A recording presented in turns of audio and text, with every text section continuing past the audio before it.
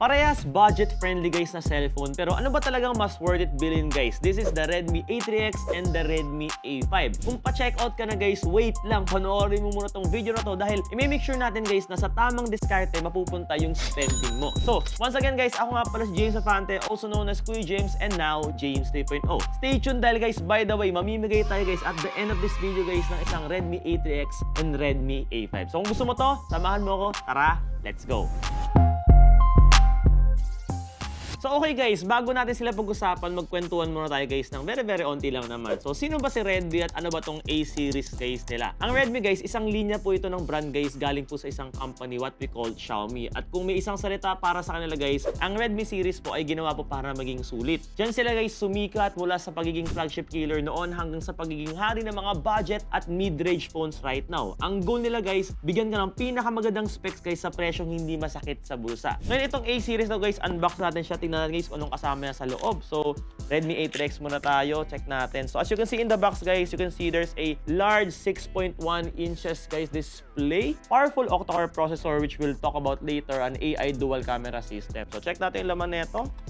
As you can see guys, here right from the box naman guys, lalabas na agad yung cellphone niya, which is gonna be here. Smooth 6.190Hz display, a dual camera, 5000 mAh fingerprint, powerful octa-core processor there. And then let's put it on the side. Meron na po siyang kasamang charger and I think a cable. So which very standard din po siya on the side. So let's open naman si Redmi A5. So ito naman sa box naman niya guys, I think ang main feature nito is the 32 megapixel AI dual camera as you can see guys here. And then it has a massive 5200 mAh battery and a powered by 15 watt fast charging. So buksan natin siya. So this is the Redmi A5 as you can see. It has a 32 megapixel dual camera, immersive 6.88 inches display, octa-core processor also, and 5200 mAh battery. So let's set it here. For sure I think it's gonna be the same inclusions, which is gonna be the charger and the cable. And of course, by the way, before I forgot, both units has, I think, an extra case. No, sorry. Oh, may plus one agad si Redmi A5. The Redmi A5 has a case, guys, na kasama. And so, ito yung mga entry-level warriors, guys, basically, ng Redmi series. Ginawa ito, guys, para sa mga first-time smartphone users. Para sa mga estudyante na kailangan ng pang-online class or para sa mga naghahanap, guys, ng pangalawang phone na matibay at maaasahan or what we call the backup phone. Hindi ito yung pang Genshin Impact, guys, na naka-max settings, ha. Ito yung pang everyday use. Typical use lang, guys, pang social media, pang everyday work. Basta hindi something na extreme. Okay, for display, pag-usapan muna natin guys. Para sa mga mahilig mag-TikTok, mag-YouTube, or Netflix, importante to guys kasi halos wala silang pinagkaiba naman in terms of the size. Ang Redmi A3X ay meron pong 6.71 inches HD plus 90Hz display. Solid na para sa presyo niya na may 500 nits in terms of brightness capacity. Pero ang Redmi A5 guys ay meron pong mas malaking 6.88 inches display, a little bit higher compared guys dun sa Redmi A3X. Pero meron po siyang 120Hz adaptive sync refresh rate. Anong ibig sabihin ng adaptive sync refresh rate na yan? Hindi lang ito actually smooth. This is actually what we call a smart smooth. Nag-a-adjust yung refresh rate niya guys, depende sa ginagawa mo para makatipid siya ng battery. At meron pa siyang 240Hz touch sampling rate pa. Sa mga hindi nakakaalam kung para saan to, nagagamit to guys in case na gamer ka talaga. Plus ito guys, meron pa siyang tinatawag ng wet touch technology. This specifically for the Redmi A5. Kaya kahit medyo basa or pawisin yung daliri mo or kahit umuulan, magagamit mo pa rin yung touchscreen niya nang walang problema. So when it comes sa display guys, dahil mas malaki yung inches guys or yung like ratio ng screen ng Redmi A5 at meron siyang high-tech na 120Hz adaptive screen refresh rate guys, mas lamang talaga dito si Redmi A5 compared sa Redmi A3X. Pero ang tunay na laban guys ay hindi lang naman sa display. So this time, let's talk about the performance. So dito naman natin guys malalaman sa part na to kung gaano talaga kabilis ng dalawang cellphone na to. So ang Redmi A3X ay meron po siyang processor na Unisoc T603, isang octa-core processor. Guys, para sa presyo nito, I think worth it na siya, especially sa mga pang-araw-araw na Facebook, TikTok, YouTube, or mga GCash transactions. Wala ka naman magiging problema. Meron po siyang 3GB of RAM at 64GB of ROM with expandable storage up to 2TB through microSD. And meron po siyang memory extension in terms of RAM na pwede pong umabot up to 8GB. gigabytes. So, galing sa diskarte, di ba? So, sa gaming, pang Mobile Legends, low settings pwede na, but do not expect a high settings guys whenever maglalaro ka on the Redmi A3X. Dito naman guys, papasok ang Redmi A5 guys na may mas bagong processor which is the Unisoc T7-250. Ibig sabihin, mas smooth ang multitasking at mas maganda ang performance in terms of gaming. So, verdict guys, dahil sa mas malakas na Unisoc T7-250 processor guys, clear winner again on this part ang performance ni Redmi A5.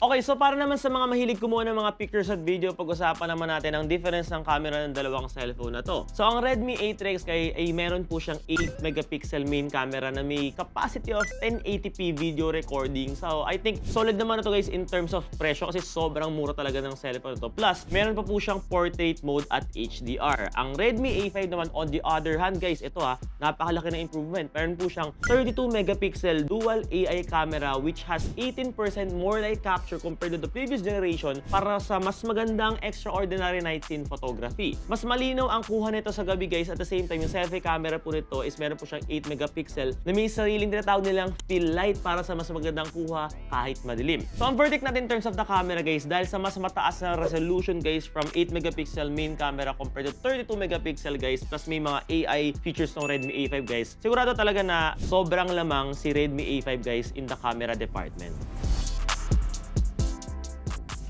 Okay, so pagdating naman guys sa battery and durability guys, gaano sila katagal at gaano sila katibay si Redmi A3X and Redmi A5, no? So sa battery, may lamang na agad si Redmi A5 dito guys. So si A3X muna tayo. A3X has 5,000 mAh battery while the Redmi A5, mas malakas siya ng little bit lang naman with 5,200 mAh battery. And sabi nila, aabot daw po ito guys ng 1.5 araw sa normal na paggamit, which is actually a very very bold claim. So I cannot wait to test it out para masubukan yon. Sa charging naman, ang Redmi A3X has 10-watt charging while the Redmi A5 has a 15-watt fast charging. So, ito kasing bilis ng mga katulad nila or kapresyo na sa labas which has 18-watt, pero I think okay naman yun in terms of the price ng dalawang cellphone na to. When it comes sa durability or tibay guys, dito talaga nananalo si Redmi A5. So, dumaan ito guys according to Redmi with 10,000 times test on the USB port guys ng Redmi A5. Plus, dumaan po siya sa 300 times roller test guys. At para sa mga music lovers, meron din po pala siyang durable na 3.5mm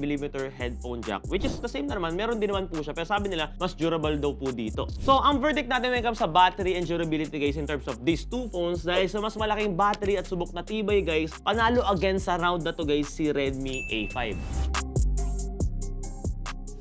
So okay guys, dito sa part na to, sa verdict natin, dito na magkakatalo ang lahat guys. Ang presyo, pag-usapan muna natin yan. So ang Redmi A3X guys, ang official price po nito is 3,299 pesos. While ang Redmi A5 naman guys, magugulat ka, it's only priced at 3,599 pesos, which is around 500 pesos price difference lang para sa ganung kalaki at ganung karaming upgrades. So, sino dapat ang bumili ng dalawang phone na to guys? So kung Redmi A3X ka, kukunin mo to kung para sa'yo, kailangan mo lang ng pangalawang phone para pang GCash, Maya, Grab, and whatsoever. Para sa mga estudyante, ang budget ay sakto lang talaga, pang online class or pang research. At ang ending guys, para makatipid ka ng husto. Kunin mo naman ang Redmi A5 kung sakaling kailangan mo mag-ML, mag-CODM guys nang hindi sumasakit yung ulo mo. And as I mentioned guys, kung pawisin yung daliri mo, meron siyang wet touch technology. Okay, para sa ating final thoughts guys, kung tatanungin nyo guys kung anong personal kong pipiliin, kung ako nasa posisyon nyo guys, pipiliin ko po malinaw ang Redmi A5. Bakit guys? Yung diferensya guys nito guys sa presyo guys, binawi niya po lahat sa specs. Like literally, ladder by ladder, spec by spec guys, ang laki ng bump just for around 500 pesos worth of difference. Yung 120Hz guys, mas malakas na processor at yung mas malaking baterya guys, yan yung mga bagay na dapat mo i-consider whenever you're buying a new smartphone. Pero kung stick ka talaga sa budget mo guys strict ka talaga at hindi mo siya kayang i-stretch, hindi ka naman po magsisisi actually sa Redmi A3X. So yun lang opinion ko guys based on the specs. And at the end of the day guys, the choice is still yours guys, depende sa budget at pangangailangan nyo at the end of the day. So, this part naman, alam ko naghihintay kayo guys, pag-usapan naman natin yung giveaway ng dalawang cellphone na to guys. So, mamimigay tayo guys ng dalawang cellphone na to. So, paano guys? Simple lang. Step 1, like and share this video guys whenever kung saan mo siya gusto i-share, sa Messenger, sa FB,